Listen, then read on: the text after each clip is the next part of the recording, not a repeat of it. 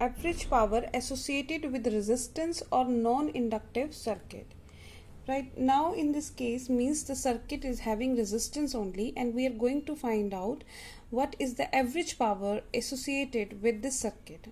Now we know that in case of DC circuit, the power is given by the product of voltage and current. But what about the case of AC circuit? Since in AC circuit, both EMF and current both varies instantaneously with time and are given as E is equal to E naught sine of omega t, and I is given by I naught sine of omega t. Also we know that in case of resistance or purely non-inductive cases, both the current and voltage are in same phase. So here we are not using any phase angle. We are simply writing E is equal to E naught sine of omega t and I is equal to I naught sine of omega t. Now in this case, the power associated is given by EI, which is the product of instantaneous value of voltage and instantaneous value of current. So putting this value, we will be having, this is E naught I naught sine square omega t. Okay, E naught I naught sine square omega t. Now if we assume that the power remain constant for a small time dt, in that case, okay, so if we assume that power is constant for a small interval of time dt, then in that case the small amount of work dw can be written as E naught I naught sine square omega t dt. Since power is equal to rate of doing work, so we can write P is equal to dw by dt. Okay, now we can get the whole amount of work done, in this case from time period 0 to t. So work done can be calculated as work done is equal to integration. Since E naught and I naught are the constant maximum value, so we are taking it outside.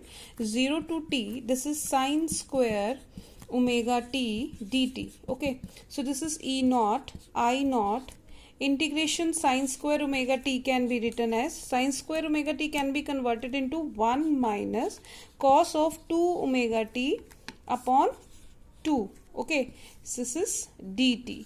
So we can separate these terms. 1 by 2 can be separated, and cos omega 2 by 2 can be separated. So firstly we will take 2 common, so that we will be having E naught I naught by 2. Now integration, first is 1 dt from 0 to t, 0 to t. This is the bracket term and this is the integration term, minus cos of 2 omega t dt integration 0 to t. Okay, so now integrating this, E naught I naught by 2, this is integration of 1 is t, upper limit to lower limit to upper limit, minus cos 2 omega t can be written as sine of 2 omega t by 2 omega. So I will take 2 omega outside and we will put the limit 0 to t. We have already proved that this term is 0. So let me show it again, that E naught I naught by 2, this is upper limit is t minus 0, lower limit, okay, minus 1 by 2 omega. So this is sine of 2, omega can be written as 2 pi by t, and upper limit is t, minus sine of 0. So in that case we will be having sine 4 pi minus sine 0. So sine 4 pi is also 0, sine 0 is also 0. So this term will be equal to 0. So I would write here this term equal to 0, and then we will be having only E naught I naught by 2. So we'll write work done is equal to E naught I naught by 2 into t. Right, now also we can write that power is equal to work done by time. So work done we get right now E naught I naught by 2 into t upon this t, So t to t cancel out, for we will be having P is equal to E naught I naught by 2, or it can be written as E naught by root 2 and I naught by root 2. So what is that? E naught by root 2 is RMS value of voltage and this is RMS value of current. So we can write it as this is equal to EV IV. So power in case of non-inductive circuit is given by EV IV.